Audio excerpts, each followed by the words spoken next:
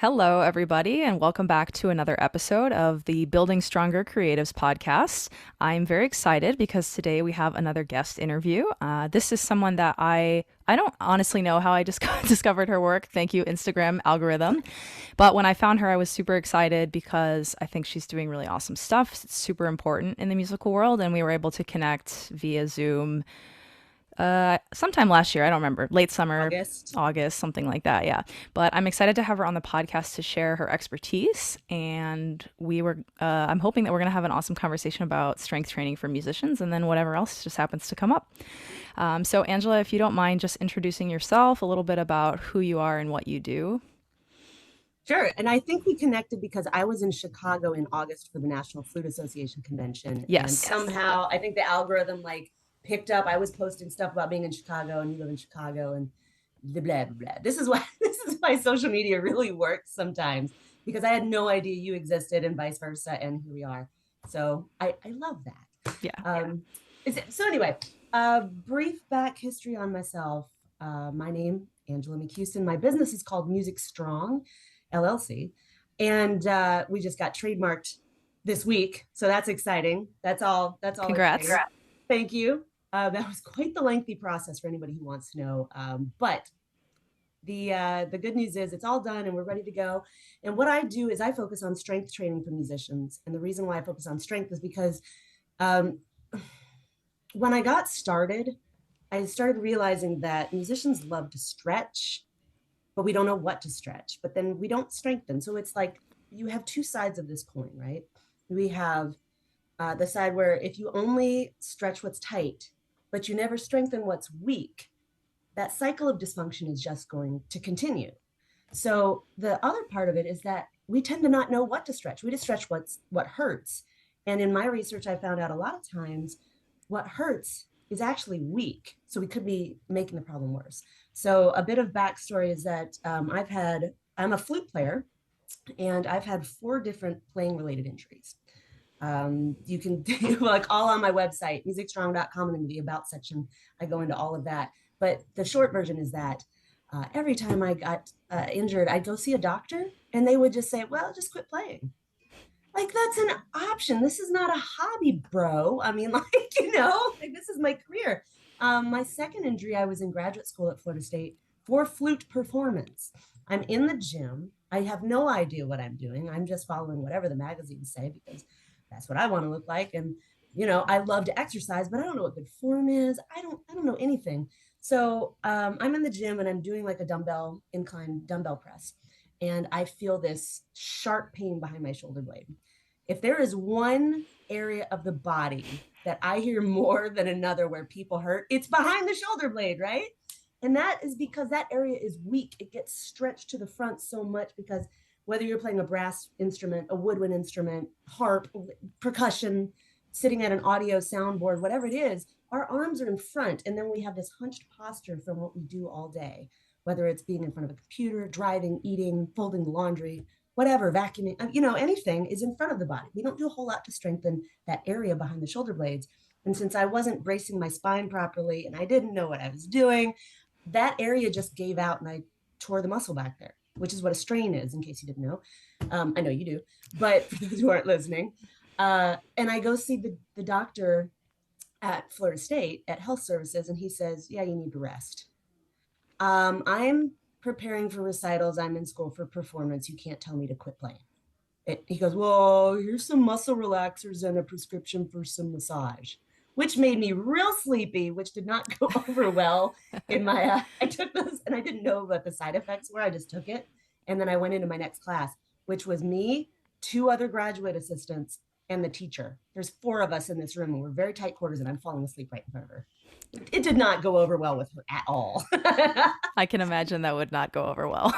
No, no. So, and fast forward, I had 2 more injuries and it's just like, it was the same exact thing every time. I thought there has got to be another answer. This is a lazy answer. You don't tell an athlete to quit soccer or football or baseball just because they pulled a hamstring or threw out a shoulder. You don't tell them to quit. Why are you telling us to quit? What do they have that we don't have? They have a whole team of people.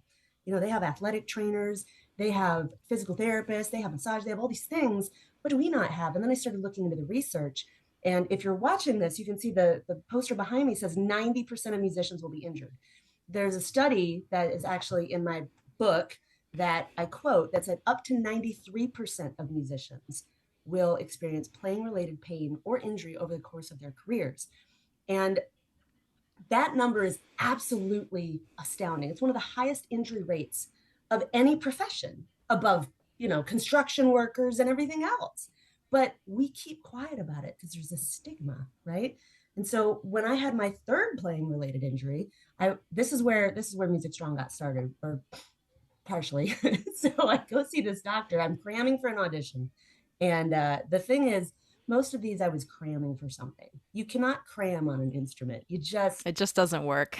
It's a As much as bad we want it idea. to work, it doesn't work. It does not. And do I know better? Yes. Did I? Yeah, I did anyway. And I suffered for it, right? I was cramming for a piccolo audition for the President's Own. I ended up not being able to straighten out my right arm. I had spasms in my back. I couldn't breathe. I thought something's not right. So I go to like the bone and joint clinic. Doctor tells me to quit playing. I say, "You're fired. I'm tired of this answer. Give me something else." "Oh, I got a cream." Like, "What's going on?" He said, "Well, here's the problem." And he was the first doctor ever actually explained this to me. And he said, "What's going on is you have a muscle imbalance between this muscle in your back, which is spasming and spasming, whatever. Spasming, I think, but I think so. funny word. You know, and it's because it's weak. And what's happening is the muscle over your pec muscle on the left side, where your arm comes in front of your body, because I'm playing piccolo, it's small, right? And I'm just super tense. And what's happening there is that muscle is so tight. You've got a trigger point in that muscle. And ordinarily, because yours is so bad, I would give you like a shot of cortisone right in the middle of that muscle to calm it down. The problem is it's over your heart. So it would kill you. Probably. Just a little problem. Just left it in like, you're okay. So plan B, plan C, because first was just to quit playing. Like, I have an audition next week. I have put a lot of time, money, and effort into this. And he said, "Well, I'll give you a cream and you can try that and then you should rest." And I was like, "Yeah, I'll take your cream and you're fired. Like, this is enough. Enough is enough is enough." And it's like, okay, I'm looking around going, there have got to be resources for us musicians. And there were none at that point. If there were, I couldn't find any because social media was still kind of in its infancy. This was like around 2008, 9, 7, something like that. There was not a whole lot of anything. And I thought, screw this, I'm going to be your resource.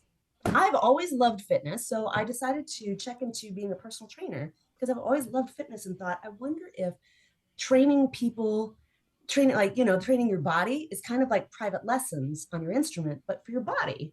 And it was just like that. And just being able to empower people with, more body awareness, with strength, with confidence, it clicked. And the personal training certification I got really focused on muscle imbalances. And that's where the light bulb went off. And I went, oh my gosh, this is what we're missing. And it's not rocket science. It's nothing crazy hard. But if you have no knowledge about how the body works, how it moves, you don't have to know all the names of the muscles. But if you don't know where they are, what they do, what they inhibit when it comes to movement, and how they're used when you play your instrument, of course, it's a matter of time before something breaks or something hurts. And that's something we can change. So that's how I got started. I love that. It's amazing to me how many people I've heard say similar experiences with doctors where the doctor was like, well, just stop playing. I mean, I think it speaks to a broader cultural thing about the way we view artists and musicians as it's not a real job and we don't take it seriously.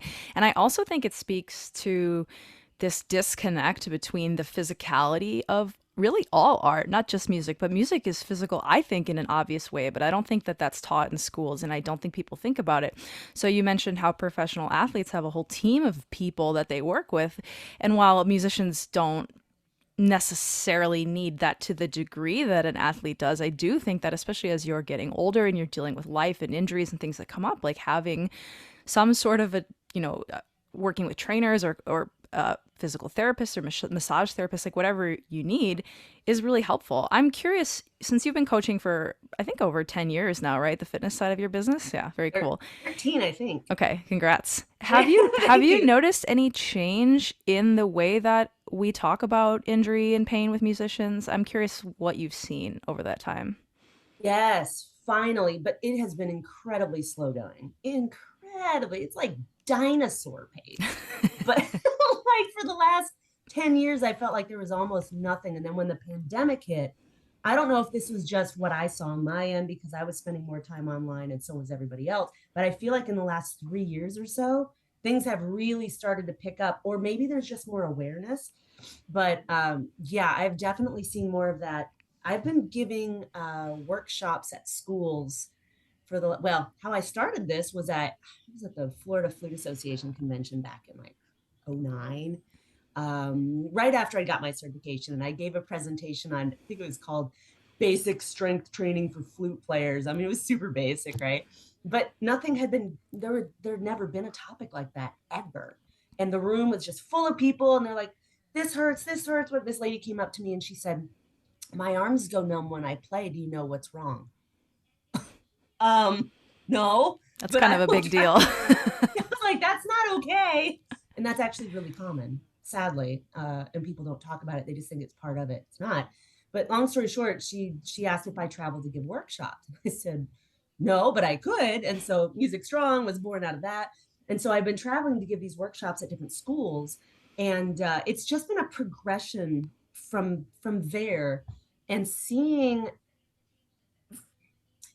the different schools and how they approach wellness in their musicians has been really eye-opening.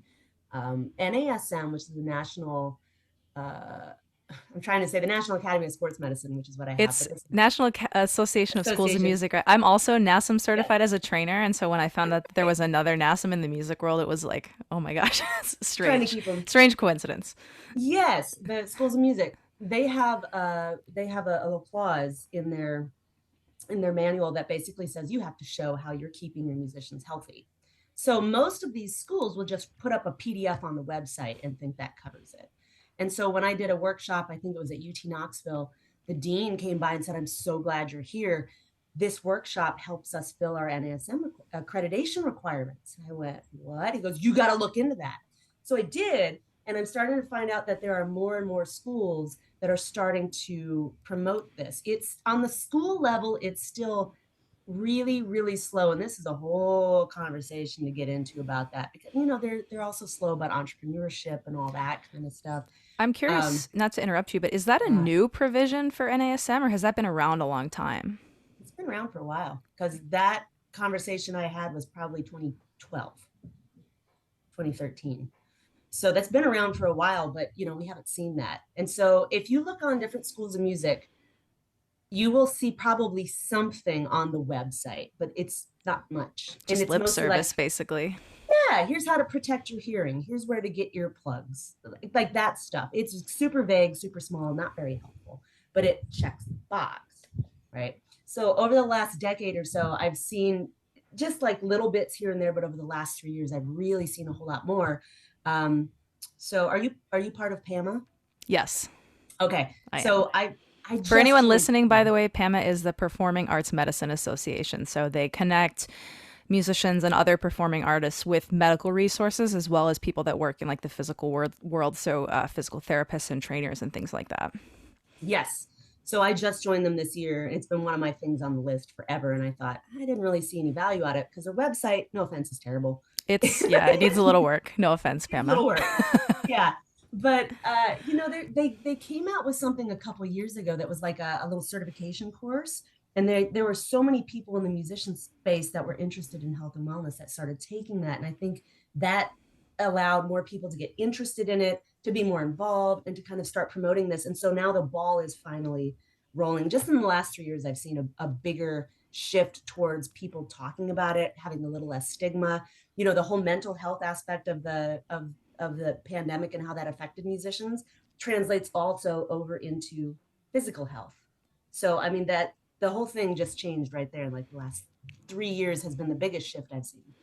Well, that's very encouraging. I mean, when I was in music school, I've shared this story on the podcast before. I can't remember if I told you, but the main professor in my studio is Australian and he was always very active and he loved to swim and do a bunch of stuff. And so he made it a part of our studio culture that he encouraged people to work out. He didn't necessarily provide specific instructions, but he used to do this thing where when we had our weekly studio class, he would go around the room and make everybody say what they had done for exercise, which, maybe not the best for some people, but in the time that I was there, I did my undergrad there, there were like 4 or 5 other people, not even including myself, because I was one as well, that started working out and doing a bunch of stuff physically that improved their health and their playing. And so it was a part of the culture in my studio. But other than that, I cannot remember any exposure or education that I had to anything related to fitness or physicality beyond the technique work that you needed to play the instrument.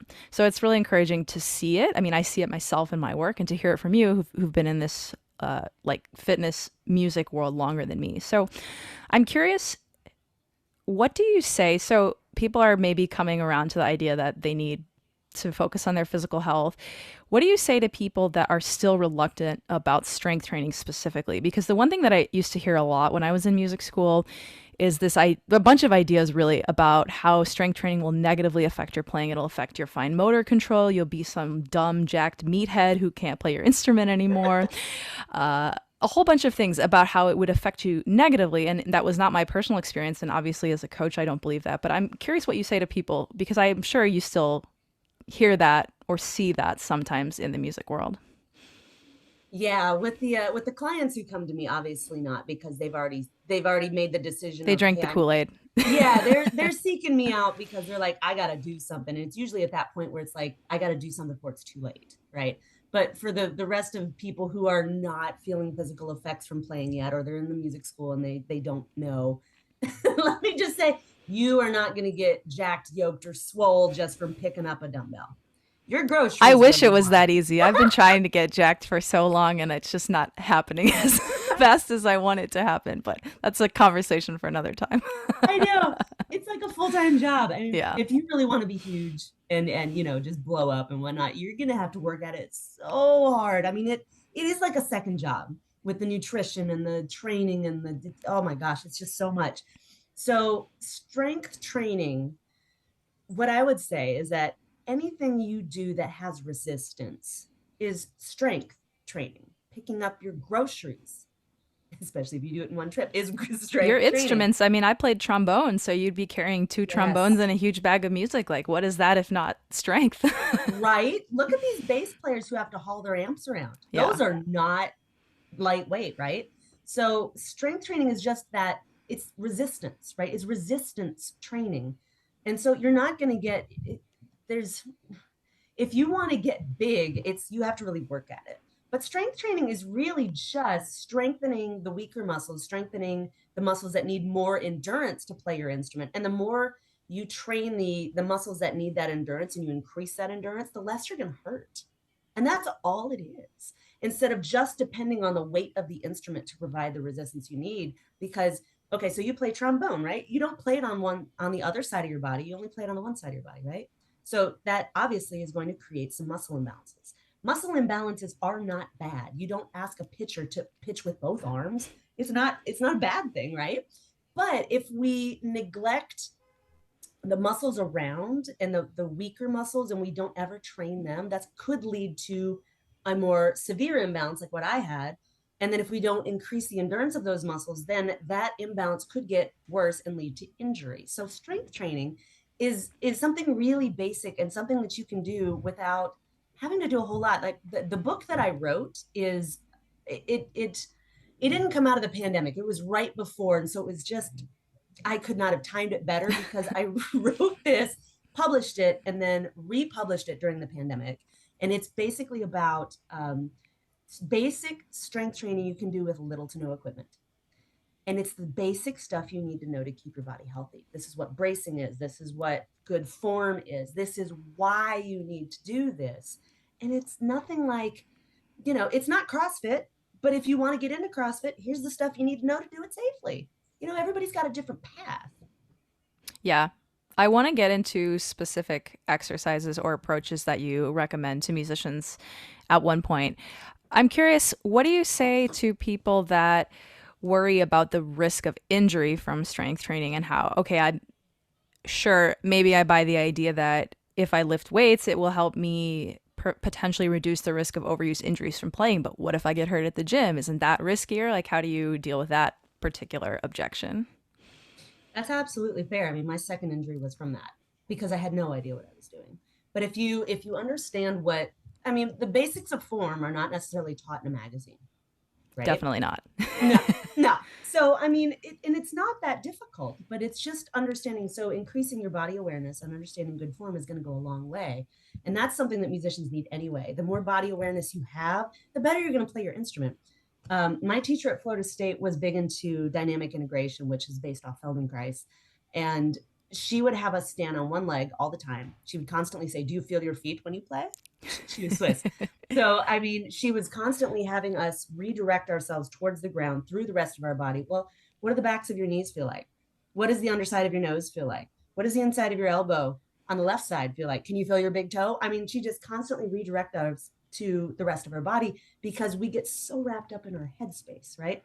So increasing your body awareness goes a long way towards preventing that injury. And thinking you could get injured in the gym is absolutely true, but you have probably a better chance of getting in a car accident. And we don't think twice about that. So, I mean, it just comes down to educating yourselves on the basics. And if you're still uncomfortable with that, have a session with a trainer who can coach you through it. I mean, that's why you hire a teacher on your instrument, hire a coach for your body. It's the same thing. And your body is your first instrument. Shouldn't you take more care of that instead of waiting till it breaks down? Because your body's going to break down before your instrument does. Yeah, that reflects a big piece of my own philosophy when I work with musicians. You are a musician, yes, and you have whatever unique needs you have to play your instrument or to sing or whatever it is that you're doing, but before that you're a human being in a human body. And human bodies, we're not robots. We don't live in this head or if we want to be healthy, we don't live in a head that's disconnected from our body. And our bodies evolved for better or for worse to need certain things. And one of those things is strength. Like if we are not strong, we actually become at greater risk of injury in other ways. So the example that I use a lot, I live in Chicago, it gets icy this time of year, people slip and fall, it happens. And if you are strong and fit and powerful in all the things that we develop in the gym, your likelihood of getting some sort of catastrophic injury from a freak accident like slipping on the ice is actually less. Now, we can't directly prevent some of these things from happening. There's not like clean statistical lines or whatever, but like you're a lot less likely to seriously hurt yourself doing other things in life if you have this foundational level of strength. And that's not even talking about all of the joint health benefits and the muscle benefits that go into keeping you healthy while you're playing your instrument. There's like layers of benefits that you get. So yes, I agree with you. I'm sure that you're statistically way more likely to get hurt in a car accident than you are at the gym. But we are just bombarded sometimes with like scare stories and fail videos and things like that, which I'm not really a huge fan of because it keeps people out of the gym. That's not, to anyone listening, that's not the norm of a gym experience. And like you said, that if you're really worried, that's one of the biggest benefits of doing in-person personal training with an experienced coach, someone like Angela, or hopefully like I would consider myself in this group as well, someone who understands how to coach form, how to work through if you've got some issues where you don't know how to move a certain way because you haven't done it, you're a little stiff. Like a trainer can help you and they can teach you the skills you need to go into the gym and then feel confident and then be able to train harder so you can actually get all the benefits that we're talking about. So yeah, the risk conversation is a tricky one because I understand the fear, especially in the musical community where you rely on your body. But really, if you don't exercise and if you don't strength train, everyone's going to get hurt at some point on their instrument or not. So you might as well put yourself in a better position to recover from that and not have it be as catastrophic, I would say. Yeah, to that point, I think most of the musicians that I've had that conversation with are more afraid of hurting their fingers. I have rarely seen anybody hurt a finger in the gym. It's The super only rare. time I've ever seen it, actually, I was going to say someone dropping a weight plate, but I haven't seen that on a finger. I've seen that on a toe, but not a Right. finger. I don't think I've ever seen a single finger injury at the gym now that you mention it. I mean, like I've pinched a finger between a weight plate every once in a while, but I've also done that in the car door on accident. Sure. Those things happen. So it's more the things that I see are more when people don't strength train, their shoulders get out of balance and they get weak. And a lot of musicians are hypermobile. Oh, yeah. I am seeing this come up more and more often. I'm so glad this is a conversation we're finally having about people, the hypermobility. And a lot of females have this as well. Like their joints are just more lax than their male counterparts. And so if you don't strength train, your propensity towards injury is going to be higher because you don't have that stability you need. And it's not like you have to be lifting, 800 pounds, but just doing some basic band work on the regular can go a huge way to making you feel strong, making you feel stable, and then obviously increasing your endurance. But that's the stuff you see more. It's not the finger stuff, it's not the forearm stuff. That's part of it, but it's the bigger joints that we really need to depend on to play our instruments. Your hips, your shoulders, those are the two big ones. And then of course your ankles and your neck. I mean, and then your core overall. And if those are not working strong and well together, it's going to travel down the chain. And that's where we feel the pain and injury in your wrist. But like if you feel it in your wrist, a lot of times it's stemming from the forearm, which could come from the elbow, which could really come from the shoulder or from the neck. It's not as just cut and dried as it seems. But the finger injuries, you don't see those. You do see people with shoulder problems, A but lot of strength shoulder training, problems, yeah. yeah, it can really alleviate a lot of that. I love that you said the hips because I think because a lot of musicians are either, I mean, a lot of times we're just sitting, right? Or we're standing.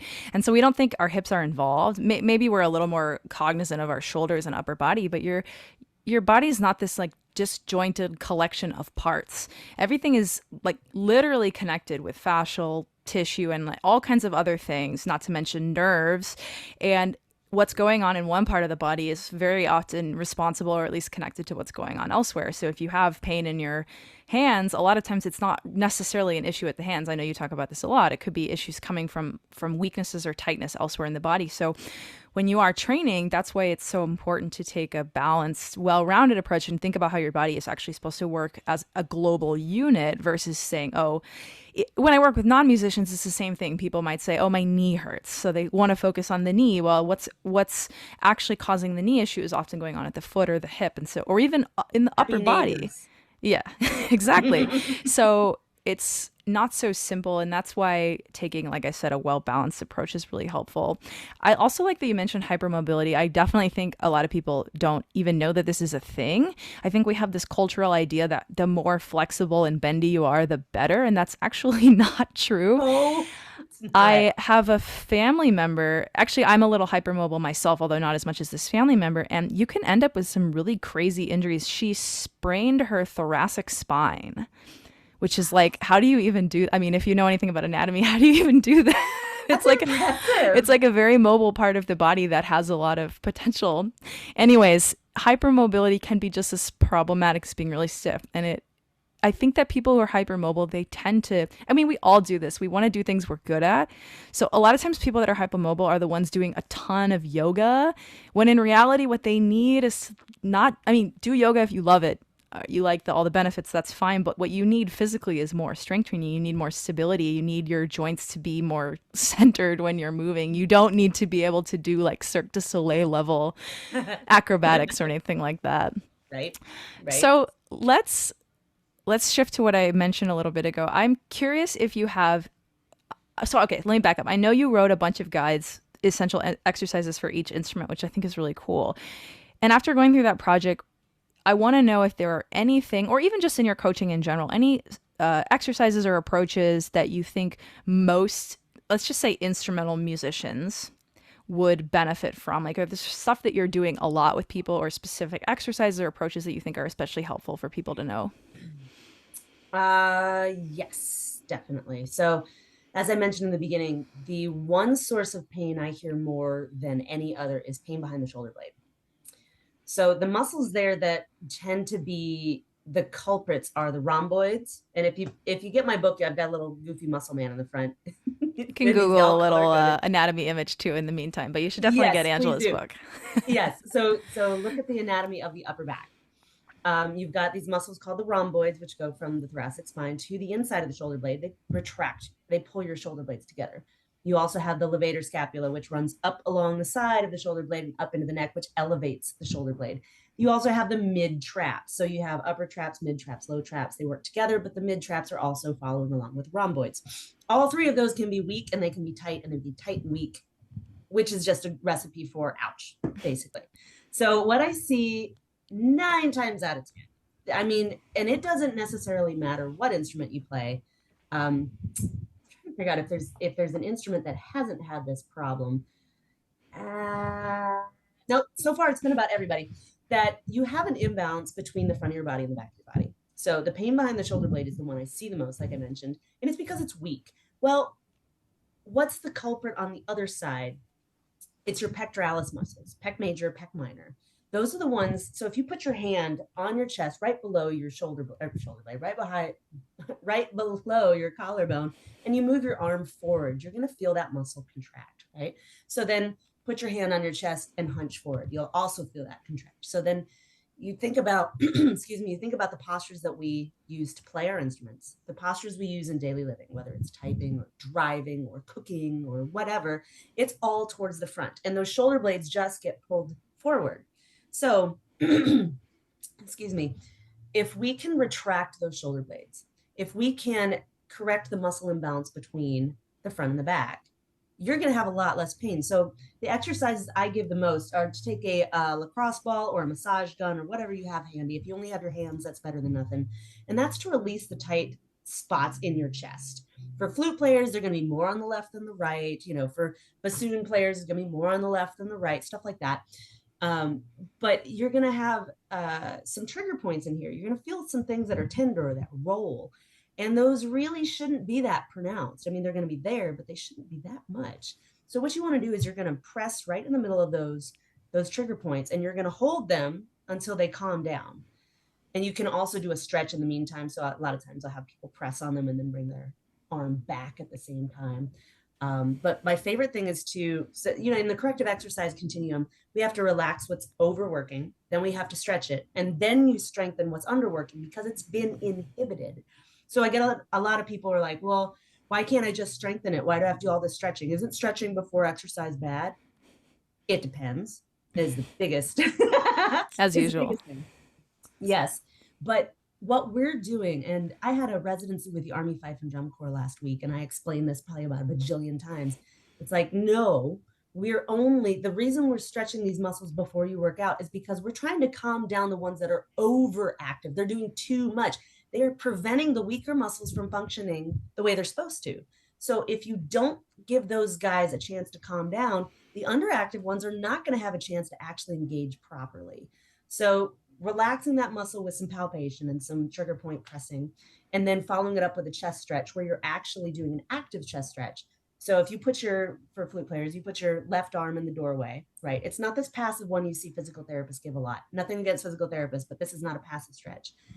You put your arm in the doorway, you squeeze your shoulder blade towards your spine. So that's going to activate the rhomboids and mid traps. And then you're going to turn away. So you're not going forward, putting stress on the shoulder joint. You're holding it into place, keeping it stable and happy. Then you're turning away. So you're actually stretching that muscle while you're activating the one on the opposite side. So there's a law called Sherrington's law that, at least I think it's Sherrington's. I always want to say the wrong name, but it basically states that you cannot contract two opposing muscle forces at the same time. So if your chest is tight and you squeeze your shoulder blade, one of them has to chill out. You can't squeeze two at the same time, right? So that's what makes it effective. And then we follow that up with some strength training moves like band pull aparts. Those are one of my favorites. Or, overhand bend pull aparts, no money drills. Let's see. Those are the ones that come to mind first. But those are some of my absolute favorites because those rhomboids, prone tees, if you don't have any bands, that is my absolute favorite. And most people can't do prone tees properly because they don't have body awareness. So they lock their knees, they bend over from their low back instead of keeping their knees soft and bending from the hip joint, keeping their spine neutral. So what I do is I start with their hands out straight, palms up, squeeze your shoulder blades down and come out into a T and just squeeze your shoulder blades. And if that feels like weak, kind of painful, but nice, that's what you need to do. And then prone just means you're going to go against gravity. So you can do it over a ball. If you don't have that kind of body awareness, keep your spine happy. You can do it over a bench, those kinds of things. Just work your way down. But that's probably the thing I see the absolute most, especially in musicians. Yeah, that makes a lot of sense. I mean, I'm thinking in my head, unless you're a pianist or a percussionist, most of us, if not all of us, are holding an instrument on one side. And like you said, the activities of daily life are also in that same position. So especially if we all spend a lot of time typing and on our phones, we are very rounded. And so that front part of the body gets really tight, the back part gets weak. And so addressing both of those issues can really make a big difference. Mhm. What about core training? Because one thing that I've seen and experienced actually myself, so I'll back up. When I was before my days as a fitness person, I used to have obesity. And when I was in music school, I had a lot of back pain when I was playing. And it would be like I would sit in a long rehearsal and my back would just start killing me and I'd have to sort of round slouch forward to like give myself a break. And when I got stronger and when I lost a little bit of weight, what I realized was that my core was super weak and that was really affecting my ability to concentrate and give my best in these rehearsals and performances. So that's just one example of a way that core training can help. I mean, there is also a huge connection between your core and your upper body and your hips. That's really the function of your core. It is like the thing in the middle that helps you transfer force or whatever from your lower body to your upper body. It's the thing that protects your spine while you're moving your arms and legs. So there's a bunch of benefits, but I'm curious how you like to approach core training with your clients or if there are specific exercises that you think might be helpful for people to try. Yeah, absolutely. You're 100% correct. And it's something else I also like to mention is that your core is actually everything but your appendages. Yeah, it's So not just hands your on, abs, not just your six it's pack. not It just your is a abs. whole bunch of stuff. Yeah, Yes. it's also your glutes. It's Your your deep, lats. your lats, your back, your chest, all of that. And it's the deep stuff. And that's what I find most is what's lacking, the deep stuff, like the transverse abdominis being a big one. Pelvic floor somewhat. The diaphragm is also included in that, but I do not train your diaphragm. I mean, that's an involuntary muscle, right? So um, I focus a lot on glutes and transverse abdominis because the two work really well together and they tend to be underactive in most people. So the first step, especially if somebody has never done any kind of this stuff before, is I'll ask them to, okay, so we're going to learn how to brace. Well, what does that mean? Okay, well, so if somebody is going to come up and punch you, what would you do? You'd go, you draw in, right? You wouldn't bring your face towards your attacker. You wouldn't crunch. That would be kind of stupid, right? No, you would brace. You'd go, and that's what activating the TVA feels like in a very simplistic sense. And so just holding that throughout the day is going to make it stronger. You can do it while you're standing in line getting groceries, at the bank, while you're driving. You should be able to brace your spine and talk and breathe. It's not so hard that you can't do all of those. So that's one. And then I want to say dead bugs and bridges are my two favorite exercises. They both, dead bugs especially suck, but they're They hard. suck to do well. It's easy to do Yes, them not totally. well and miss the entire point, and people go, I don't feel this. What's this doing? And you slow them down and you get them to really, like you're talking about bracing. I like to cue people to push their back into the ground. So sometimes Yes. if they're really struggling, I'll put a band under and I'll try to pull it out and then they know what I mean. But yeah, doing them correctly to actually get the kind of benefits that Angela's talking about is a whole nother matter than just quickly moving your arms and legs.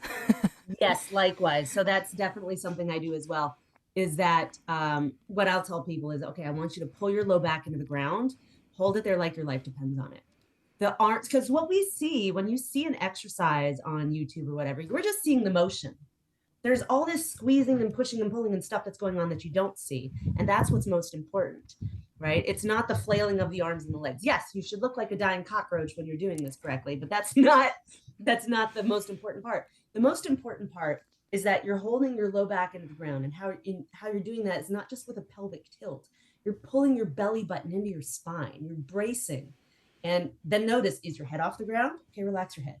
Your neck doesn't need to be involved in this, right? Are you crunching? Are you rounding on any of this? So like exactly what she said. So doing dead bugs, and then I pair them with bridges because I find that a lot of us have lower cross syndrome, upper cross syndrome. Our low backs are tight, our low abs, so to speak, are weak, our glutes are weak. We get that X, and then same with the upper body. And doing those two together really works well, especially with lower cross. You get the glutes that are weak and then the TVA that's weak. So if we're doing bridges and you're just squeezing the fire out of your butt, I mean, that is going to go a long way towards getting that TVA to also work in conjunction. And then it starts to change your brain with, oh, so this is how it works. And then you start changing your body awareness. So then when we integrate that into a movement like one of my favorites is a goblet squat onto a bench.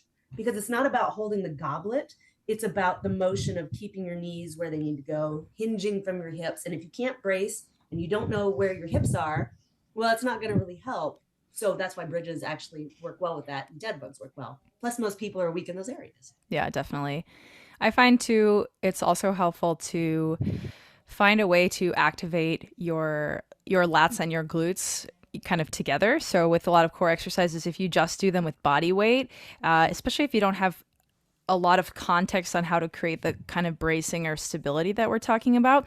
If you're pulling on something, like doing an isometric pull where you're pulling on something, it's not moving, your lat is going to turn on, and all of a sudden like that you start to feel your core working. So sometimes if you're struggling, especially with things like planks, where unfortunately a lot of people have learned some bad form habits and they just are, you look at them and they're sort of hanging on their joints for dear life. It's not really, there's not really much stability to be spoken for there. When you add some sort of an external pull, that can be really helpful. So just for anybody listening, if you're struggling with any of your core exercises, planks, dead bugs, even bridges, you can pull a band apart or you can pull a light sandbag or something apart. Finding a way to get that connection between the lats and the upper body and then the rest of your core, sometimes that really does the trick. So 100%. yeah, when you're, because you do a lot of one-on-one and then online coaching with clients, when you're writing a workout program for a musician, what are some of the, besides the specific things we've talked about already, are there any other big picture things you want to make sure you're including or things you're thinking about as you're writing the program? Like what's most important to you when you're building those workout programs? Well, everybody's different, right? So, I mean, that was one of the hard things that I found about writing the instrument specific workouts was realizing that, okay, I can't be person specific here. You know, everybody's created differently. Everybody moves a little differently. Everybody's got different backgrounds, but I had to back up and go, okay, what are the similarities with people who play this instrument? What are the postures and the movements? Um, so when it comes to that, how I try to program stuff is that I'm always going to put the corrective stuff in the front and at the beginning, because if your body's not working well and then we put it under load, you're gonna have a greater propensity for injury or problems, right? So, but I mean, at the same time, sometimes you have to load something to be able to know how it works. Like it's very hard to do a deadlift with no resistance. Impossible, one would It's say. impossible. You just don't understand, right? So, so how I do stuff is I always start with everybody with foam rolling if they need it. I say everybody, not everybody, but 98% of everybody.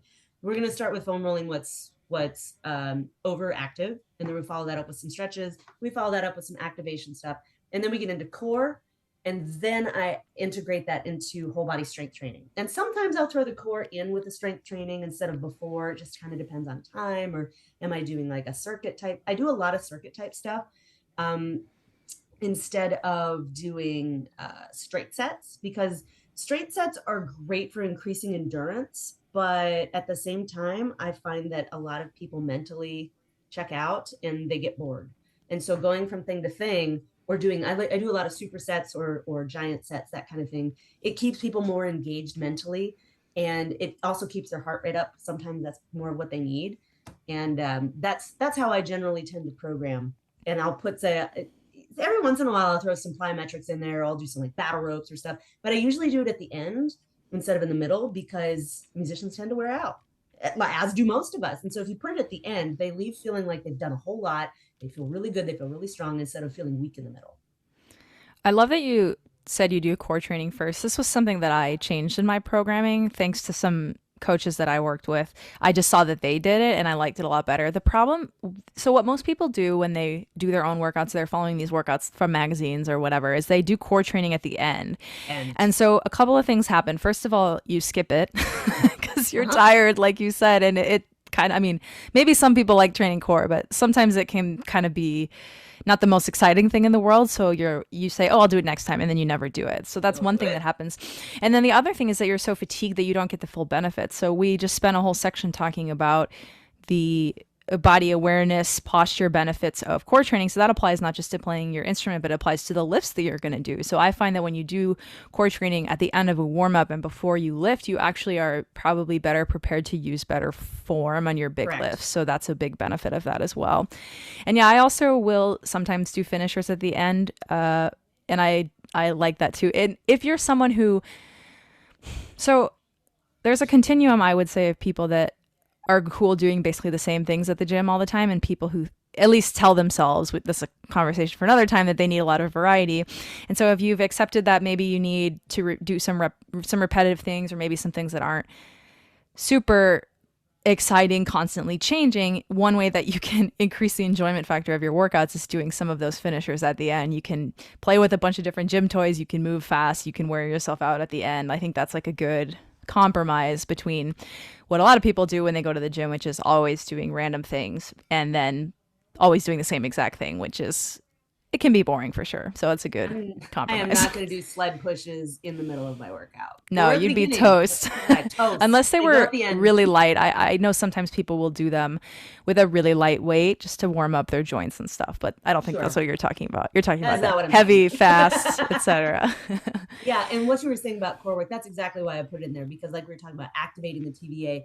I mean, if that muscle is not quote turned on, your bigger lifts and your more global stuff is not going to work as well. For sure.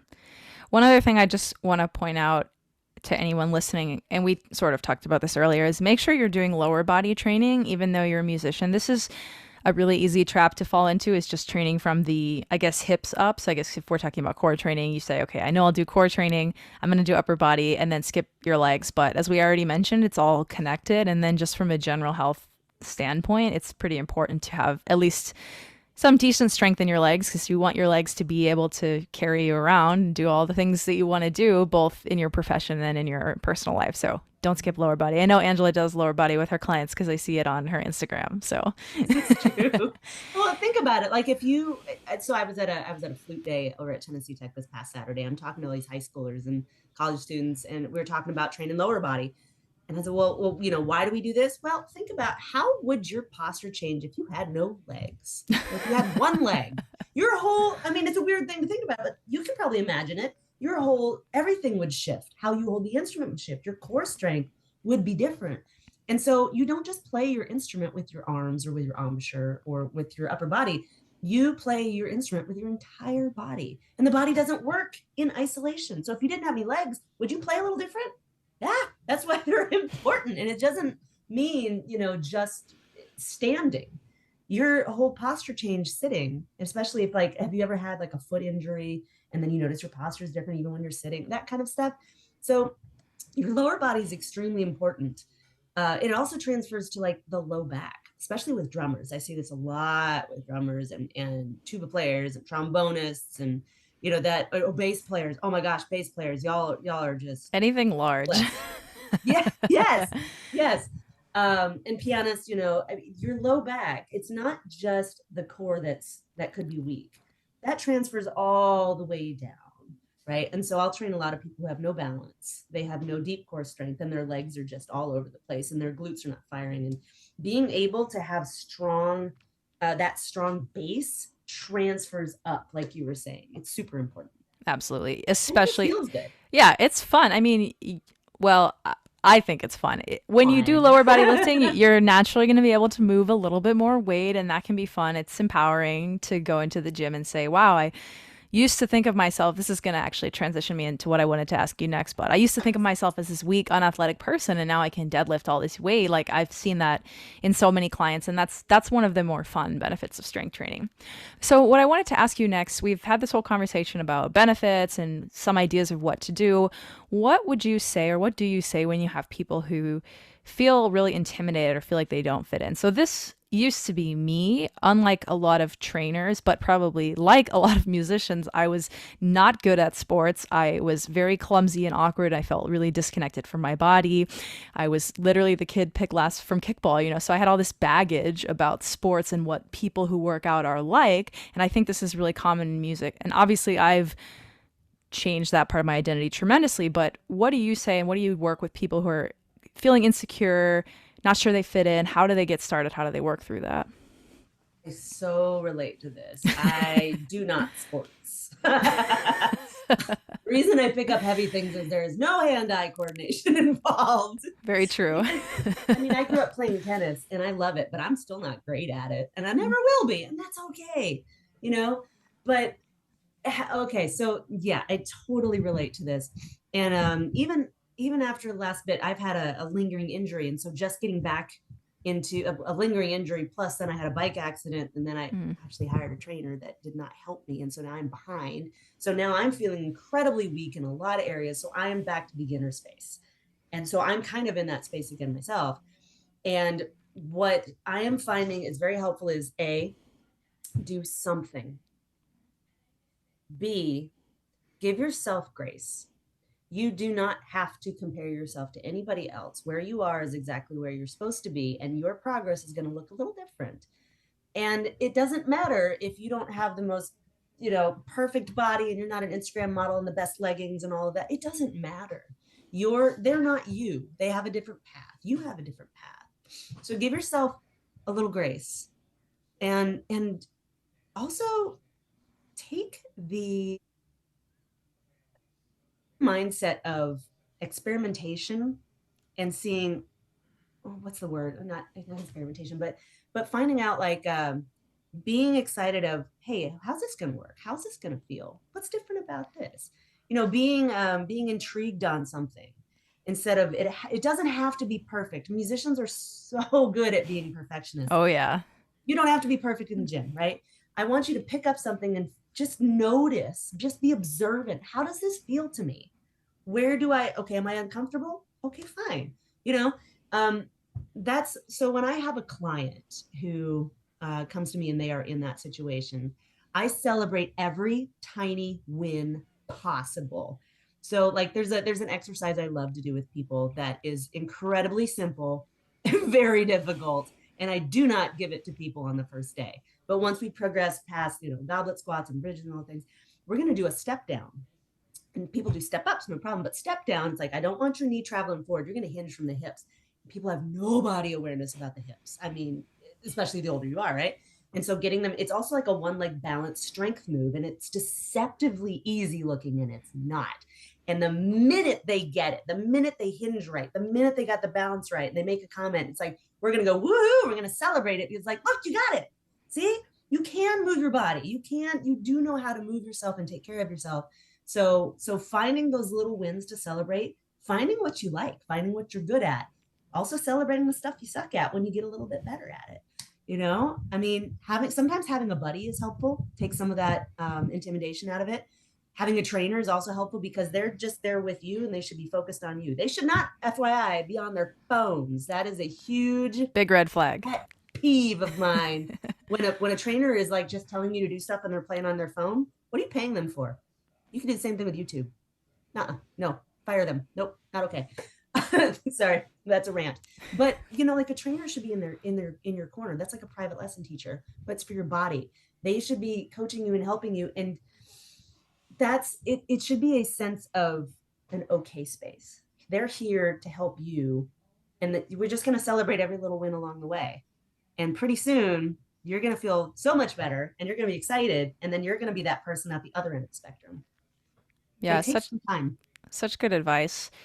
It's so important not to compare yourself. I think of myself as an example. So I think about when I was first going to the gym at Northwestern where I went to school, and it was full of frat bros, and I felt so out of place, and I thought everybody was looking at me, which of course they weren't. They were all looking at themselves in the mirror. And Are. so I think about how intimidated I was, and then I imagine like if myself back then saw myself now at the gym doing some of the stuff I was doing, I probably would think, wow, this person, I mean, I'm not trying to toot my own horn. It sounds like I am, but this person is really into it, really knows what they're doing. And I would never imagine that I at one point was that same insecure, uncertain.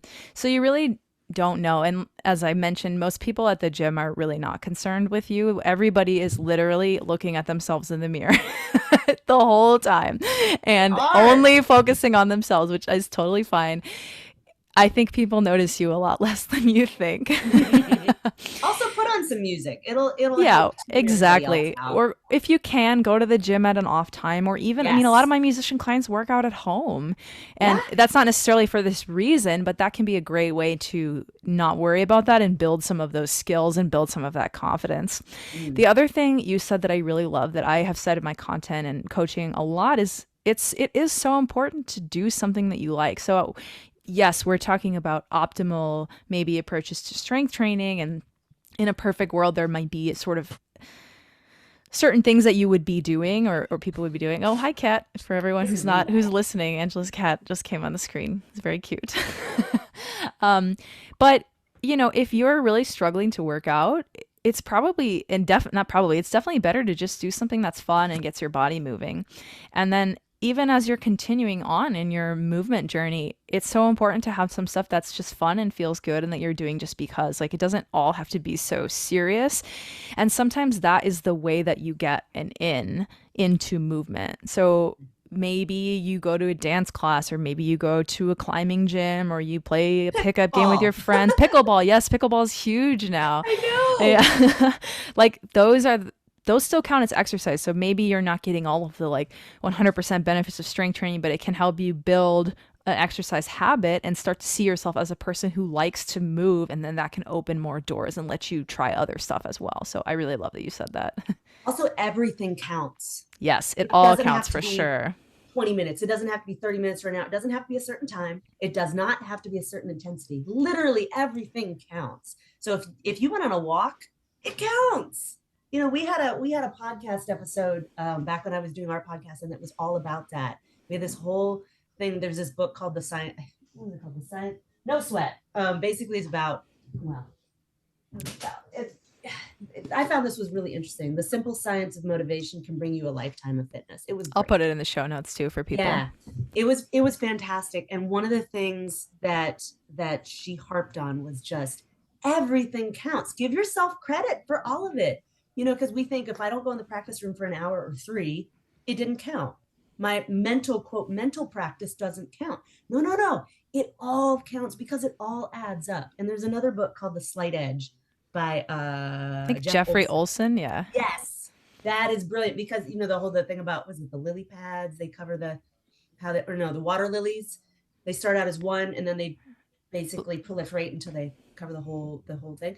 It started with one, and it's finding something very small that you like to do and building on it. So we say 10% better every day. But what does that look like? Well, I don't know. But is there something that you can build in consistency? Something that's easy to do, but also easy not to do, but is small, and you just build on that little by little. And then you look back and make time, like put it in your planner to look back and be like, all right, let's take some measurements. Whether what it doesn't have to be body composition measurements, it could be weight measurements, it could be time measurements, it could be whatever. Has my sleep gotten better? Whatever you want to track, but like make a point. Okay, in 4 weeks I'm going to find out where I am. Just and not as a judgment, but as a point of, ooh, what did I do? This is exciting, right? And that's how we can keep judgment out of it, make it fun, and stick with it.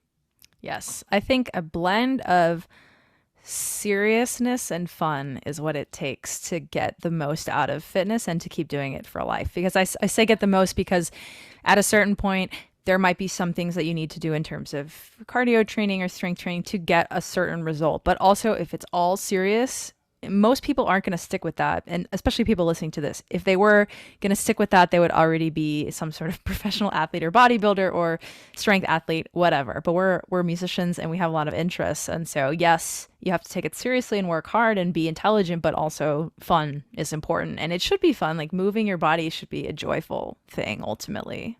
Yeah. And something else I want to say is that um, I hear this frequently. People compare themselves to how they used to be. Oh, yeah. All the time people do this. Of course, I do it as well. I think back to graduate school. Well, I worked out every day. Well, I had this. My life was completely different. I did not own a home. I was not self-employed. I was in school, and that's all I had to do. And I had a set schedule, and now I don't. You cannot compare yourself. Yes, you can, and be like, okay, this is something I can strive to get back to, but don't hold yourself to the standard of where you were because you're in a completely different spot. So give yourself some grace again by looking back and be like, yes, I am capable of that. But maybe now I'm capable of doing that in a different way. And I might not ever get back to exactly where I was, but I can use that as a benchmark and then go towards something different instead of constantly striving for the past. Yeah, it's a very unhelpful way to think about it. And it speaks to our desire for linearity, I think, in general.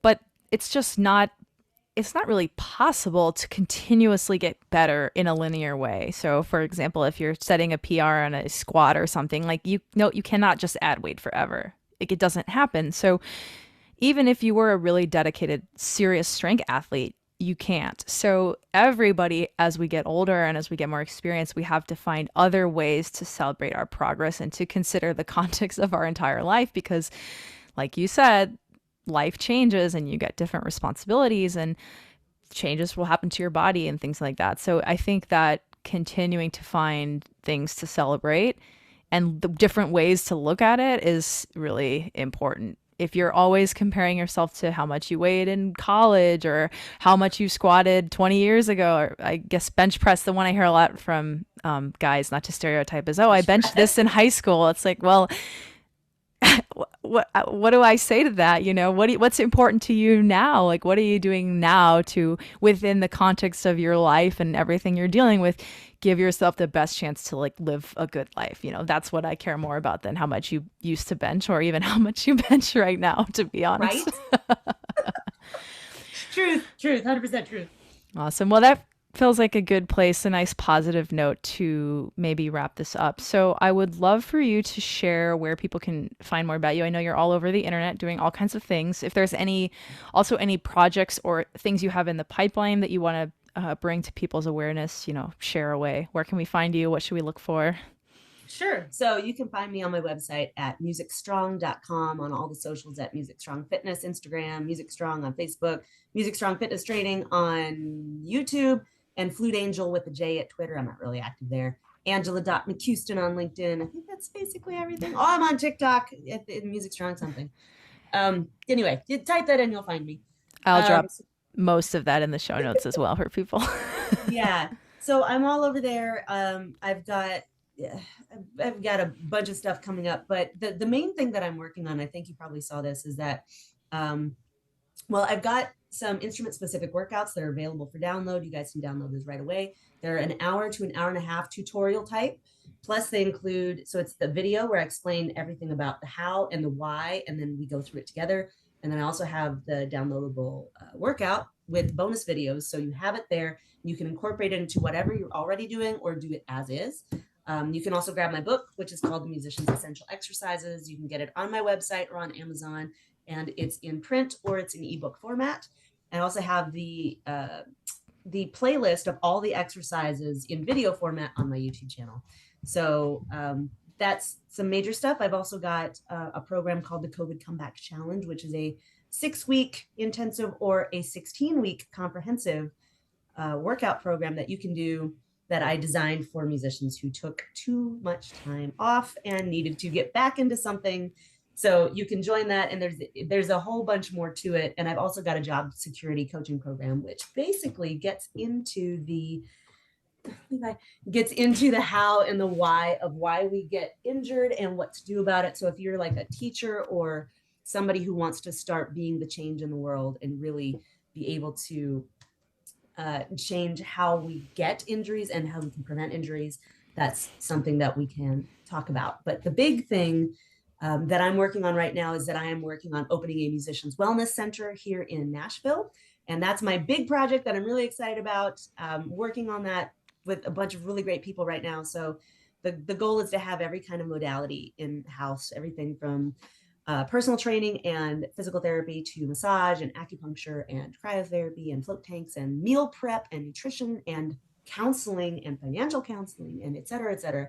Because like we were saying, your body is not disjunct. Your mental health, your emotional health, your physical health, and your creativity are not separate parts that live outside of you. They're all in one body and they all need to be treated as such. So if you're mentally, you're not in the right space, physically, you're not going to be in the right space, et cetera. So we want to address all of that. So I'm looking for practitioners, preferably that are musicians, have a musician background, or just passionate about working with musicians. So we're going to be doing that. If you'd love to be a part of that, and it's not just a gym, because I hear this all the time that musicians don't really want to get in the gym. I get that. This is going to be the safe space for musicians to hang out. And hopefully it will be the place where we combine holistic medicine plus traditional medicine. So we'll have GPs and surgeons. We're also going to have massage, all the things. So that's what I'm working on. And if you know anybody who would like to be involved in that in any way, or you just think it's cool, drop me a line, Angela@musicstrong.com, send me a note. Let's continue this conversation, because the more we talk about it, the less stigma there is, and there's no reason you should ever be blamed for having an injury. You just need to know what to do about it. Awesome. So much cool stuff. I love that project. And Thank yeah, you. if Me too. if you're in Nashville, whether you're a musician or uh, somebody on the practitioner side, definitely you should get in touch and connect with Angela. Awesome. Any last words, thoughts, anything you wanted to say that we didn't cover? No, not really, but thank you so much for having me on this. And I absolutely love what you're doing in this space. Keep doing what you're doing. Yeah, likewise. And thank you so much for coming. And for everybody listening, thank you for listening. And I'll see you on the next episode.